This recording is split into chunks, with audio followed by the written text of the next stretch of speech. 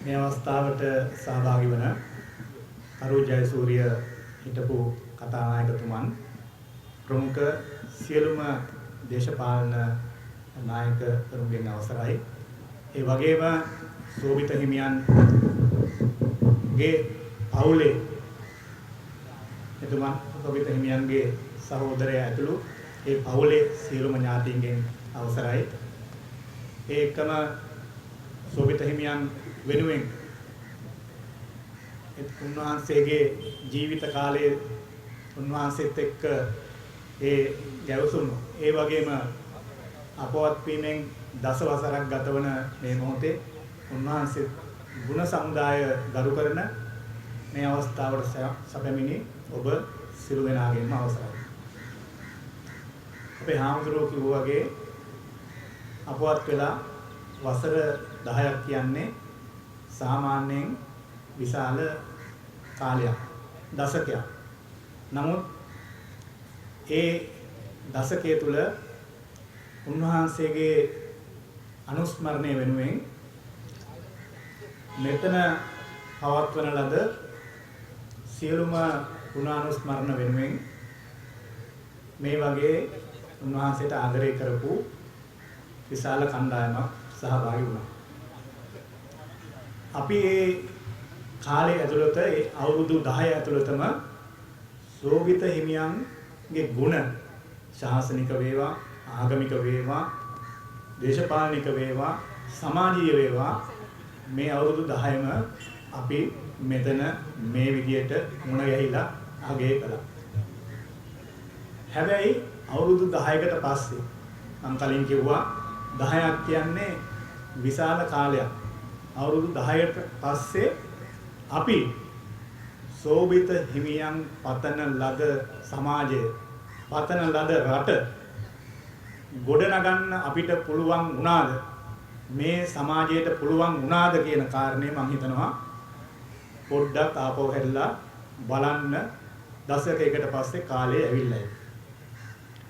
උන්වහන්සේ ප්‍රාර්ථනා කරා මේ අවුරුදු 13ට කලින් 70 වෙනි ජන්මදිනය සමරන මොහොතේ මේ රටේ විධායක ජනාධිපති ක්‍රමය අහෝසි කරන්නට උන්වහන්සේගේ කාලය කැප කරනවායි කියලා 2012 අවුරුද්දේ 12 අවුරුද්දේ උන්වහන්සේ ප්‍රාර්ථනා කරා. එහි ප්‍රතිඵලයක් විදිහට තමයි සාධාරණ සමාජය කියන සංවිධානය බිහි වෙන්නේ.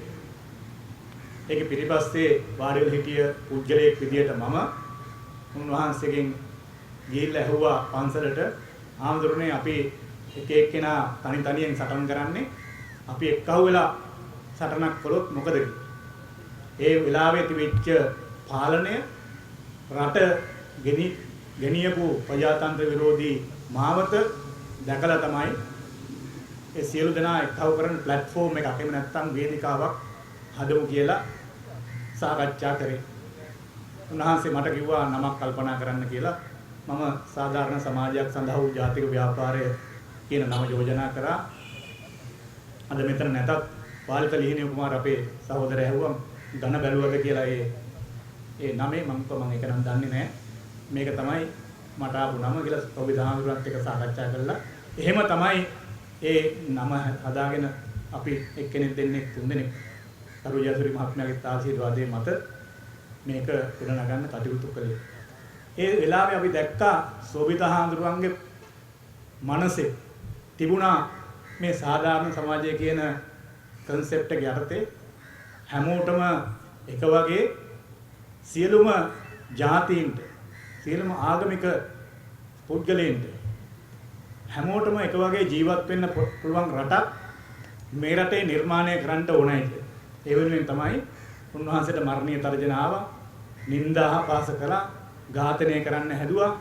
ඒ සියලු නිന്ദා අපහාස මැද තමයි සාධාරණ සමාජය උන්වහන්සේ ඉදිරියට ඇදගෙන ගිහිල්ලා 2015 අවශ්‍ය වෙනස කරන්නට අවශ්‍ය මූලික පාලම හැදුවේ සෝබිතාහඳුරු. අද ගොඩක් දෙනෙකුට ඒක මතක නැහැ.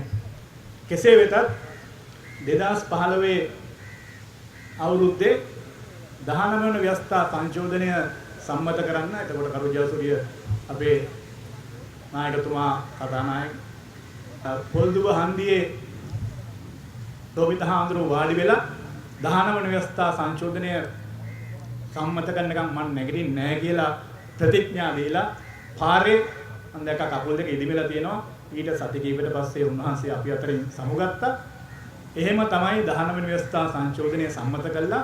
එතෙක් ගినాපු ඒ මග අවහිර කරන්න විධායක ජනාධිපතිකමේ තටු කපන්න අවශ්‍ය නායකත්වය දුන්නේ. හැබැයි එදයි අදයි අතර එහෙම ව්‍යවස්ථාපිත වෙනසක් නම් වුණේ නැහැ. 20 වෙනි ව්‍යවස්ථා සංශෝධනය ගැනලා යම්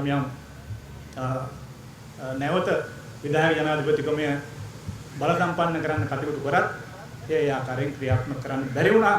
ඒ සෝබිතහාඳුරෝ ඒ ගත්ත ඒ දීපු නායකත්වයේ නිසා අදටත් තියෙන්නේ 19 වෙනි ව්‍යවස්ථා සංශෝධනයේ ආනුෂංග තමයි මේ රටේ ව්‍යවස්ථාව. ඒ වගේම සෝබිතහාඳුරෝ ඊට එහා ගිහිල්ලා කල්පනා කරා මේ රටේ මිනිස්සු දුප්පත් මිනිස්සු අහිංසක මිනිස්සු මේ සියලු දෙනා වෙනුවෙන් සාධාරණ රටක් හැමෝටම ජීවත් වෙන්න පුළුවන් රටක් නිර්මාණය කරන්නේ කොහොමද කියලා. හැබැයි අවාසනාවට සෝබිතහාඳුරෝ 2015 නොවැම්බර් මාසයේ අපි අතරින් වෙන් වුණා. ඒ යහපාලන ආණ්ඩුව ගෙන්න ප්‍රධානම කාර්යපාලය කරපු පුද්ගලයා විදියට උන්වහන්සේ හිටියේ නෑ යහපාලන ආණ්ඩුවේ ඉතිරි කෑල්ල දකින්න. මම මේ වගේම ස්ථානේ මම කියලා තියෙනවා මම සතුටු වෙනවා කියලා උන්වහන්සේ හිටියේ නැති එක යහපාලන ආණ්ඩුවේ අවසාන භාගයේ වෙච්ච දේවල් දකින්න. ඒ මොකද ඒක මම හිතනවා උන්වහන්සේට දරා ගන්න පුළුවන් තත්ත්වයක් නෙවෙයි. මොකද අපි පරාජය කරපු දේශපාලනේ නැවත ගහලා අගමැතිකම් දීලා අවසානයේ පාසු ප්‍රහාරය දක්වා ගිහිල්ලා රටට වෙච්ච දේ දකින්න සෝබිතහාඳුරෝ හිටියේ නැති එක ගැන සතුටු වෙනවා කියලා මම මීට කලින් මෙතන කියලා දෙන්න. ඊට පස්සේ අලුත් ආණ්ඩුවක් ආවා. 20 වෙනි සංශෝධනය ගෙනහැල්ලා ඒ 19න් ඉන්ට්‍රොඩියුස් කරපු නැත්තම් හඳුන්වා දීපු දේවල් විනාශ කරන්න මහන්සි ගත්තා. නමුත් ඒක ඒ ආකාරයෙන් කරන්න බැරි වුණා. 19 වෙනි ව්‍යවස්ථා සංශෝධනයට අවශ්‍ය වෙනස්කම් කරලා තමයි 20න් පස්සේ ඒ පැවති ආණ්ඩුව 2020න් පස්සේ කරගෙන ආවේ. ඊට පස්සේ රට බංකොලොත් වුණා. අරගලය ආවා.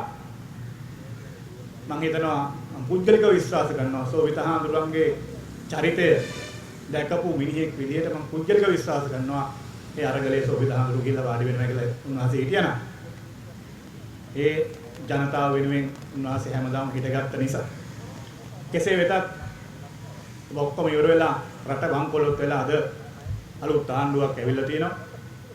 මට මතකයි සාධාරණ සමාජයේ බිහි කළා සෝබිතහාඳුරු කිව්වා මට යන්න ඕනේ කියලා සියලුම දේශපාලන නායකයන් මුණ ගැහෙන්න. එහි පළවෙනි නායකයා විදිහට උන්වහන්සේ පැලවත්තට ගිහිල්ලා මමයි සෝබිතහාඳුරු මම මතක නැහැ තව දෙන්නෙක් හිටියා. පැලවත්තට ගිහිල්ලා අනුර කුමාර දිසානායක සහෝදරයා මුණ ගැහුණා පැලවත්ත ඔෆිස් එකේ. පළවෙනි සාකච්ඡාව තිබ්බේ පැලවත්තේ. එතනට ගිහිල්ලා දැනුවත් කරා. අද ඒ ආණ්ඩුව බලයටපත් වෙලා තියෙනවා. අපි විශ්වාස කරනවා සෝබිතහාඳුරු බලාපොරොත්තු වෙච්ච මග මේ රටේ මිනිස්සුන්ට නීතිය සාමය ශාස්ත්‍රීය රටක් ගොඩනගන්න අවශ්‍ය වටපිටාව මේ ආණ්ඩුවට මම සහභාගී වෙච්ච මිනිහෙක් නෙවෙයි. මේ ආණ්ඩුවේ බලයට ගේන උදව් කරපු මිනිහෙක් නෙවෙයි. මම ඒක අනිත් පැත්තේ හිටියේ. හැබැයි මේක පත් වෙලා තියෙන ආණ්ඩුව විශ්වාස කරනවා ආණ්ඩුවට යුතුයකමක් වගකීමක් තියෙනවායි කියලා සෝබිතහාඳුරු ප්‍රාර්ථනා කරපු රට ගොඩනගන්න යම් කිසි හෝ කාර්යභාරයක් ඉෂ්ට කරන්න. ආණ්ඩුවේ විශාල හොඳ තත්ත්වයන් තියෙනවා. අපි අනුමත කරන්න ඕනි. නීතිය පැත්තෙන් ගත්තාම, දූෂණය පැත්තෙන් ගත්තාම, නාස්තිය පැත්තෙන් ගත්තාම සාපේක්ෂව උන් ඉදිරියෙන් ඉන්නවා. හැබැයි අපි දැන් ආණ්ඩුක්‍රම ව්‍යවස්ථා සභාව වගේ දෙයක් මම හිතනවා මීට වැඩිය ශක්තිමත් කරන්න ඕනේ කියලා. ඒක දුර්වල කරන්න දෙන්න බෑ. ඒක ආණ්ඩුවට තියෙන වගකීමක්. ඒ වගේම රටේ අතිබහුතරයක් මිනිස්සු දුප්පත් ඒ දරිද්‍රතාවය වෙනුවෙන් වැඩ කරන්න ඕනේ. ඒ වගේම ආයෝජන රටට ගේන්න අවශ්‍ය පරිසරය හදන්න ඕනේ. එහෙම වුණොත් විතරයි සෝබිතහාඳුරු අද එදා බලාපොරොත්තු වෙච්ච රට මේ රටේ ගොඩනගන්න පුළුවන් වෙන්නේ.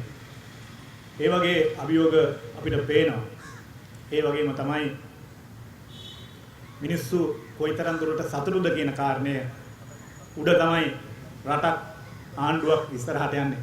මම හිතනවා ඒක බොහොම තාර්කිකව නැවත වතාවක් සොබිත හාමුදුරන්ගේ අභාවයෙන් වියෝවෙන් අවුරුදු 10කට පස්සේ මේ මොහොතේ අපි අත්‍යවශ්‍යයෙන්ම කල්පනා කළ යුතු කාර්යයක් කියලා. ඒ වගේම තමයි සෝවිත හිමියන් ප්‍රාර්ථනා කරපුවේ ආගමික සමාජීය සංහිඳියාව. ඒවා ඊටම අභියෝගයෙන් ලක් වෙලා තියෙනවා. තාමත් ජාතිවාදී ආගම්වාදී ගිනිදැල් මේ රටේ තියෙනවා. සුළු ජාතීන්ගේ අයිතිවාසිකම් ඉෂ්ට කරන්න අවශ්‍ය වෙලා තියෙනවා. ඒ වගේම මැතිවරණ નિયમિત කාලයට පවත්වන්නට යුතුයකමක් තියෙනවා. ඒ වගේම තමයි අවසාන වශයෙන් අද මේ රටේ විධායක ජනාධිපතිකමේ අහෝසි කළ යුතුයි කියන සටන් පාඨය මේ රටේ න්‍යාය පත්‍රයේ නැති වුණත් ඒක 1978 ගේ ඉඳන් දවස් ඉඳන් සෝවිත හාමුදුරුවෝ මේක අහෝසි කරන්න ඕනේ කියන මතේ හිටිය ප්‍රධානියෙක් විදිහට මම විශ්වාස කරනවා මේ ආණ්ඩුවත් ඒ ප්‍රතිඥාව දීලා තින් නිසා කවදා හෝ ඒ පුටුව අහෝසි කරන්න මේ රටේ ඒ ක්‍රියාමාර්ග ගත යුතුයි කියලා සෝබිත හාමුදුරුවෝ වෙනුවෙන් මම විශ්වාස කරනවා. ඒ නිසා අභියෝග කොහොමයි උන්වහන්සේ බලාපොරොත්තු වෙච්ච රට ගොඩනගන්න සාධාරණ සමාජය ගොඩනගන්න තව දුරයි. සාධාරණ සමාජය ගොඩනගන්න තව දුරයි. ඒ දුර මම දන්නේ අපේ પરම්පරාවේ කරන්න පුළුවන් වේද කියලා. නමුත් ඒ ගමන යා යුතුයි. ඒකට අවශ්‍ය නායකත්වය මම හිතන්නේ දිය යුතුයි. විශේෂයෙන්ම කරු ජයසූරිය මැතිතුමන් ගැන වචනයක් කියන්න ඕනි. උන්වහන්සේ අභාවයටපත් වෙච්ච දවසේ ඉඳලා උන්වහන්සේගේ මග ඉදිරියට ගෙනියන්න සාධාරණ සමාජයට නායකත්වය දෙනවා. මේ අපේ සෝබිතේ ගුණානුස්මරණ පදනමට නායකත්වය දෙනවා. උන්වහන්සේ වෙනුවෙන් ඒ නම සුරකින්න එතුමා විශාල මහන්සියක් ගන්නවා. අපිත් එතුමාගේ මග යමින් පහුගිය දවස්වල අපි ගමක් විවෘත කරා සෝබිත හිමියන් වෙනුවෙන් ඇලපත් යම. ඒ වගේ උන්වහන්සේගේ නම තියන්න යම් දේවල් කරමින් ඉන්නවා. ඒකම උන්වහන්සේගේ නම තියන්නේ ඒ ෆිසිකල් දේවල්, ඒ භෞතික දේවල් වගේම මම විශ්වාස කරනවා සාධාරණ සමාජයක් මේ රටේ ගොඩනගන්න සෝබිත හාමුදුරුවෝ කරන ලද ප්‍රාර්ථනාව ඉෂ්ට කරන්න අපකැප වීම තුලින් පමණමයි කියලා උන්වහන්සේ වෙනුවෙන් අපිට කරන්න පුළුවන් ලොකුම ගෞරවය තියෙන එතනයි කියලා ප්‍රකාශ කරමින් මේ අවස්ථාවට සැපෙමිනි ඔබ සියලු දෙනාටම මගේ ගෞරවය සහ ස්තුතිය ප්‍රකාශ කරනවා.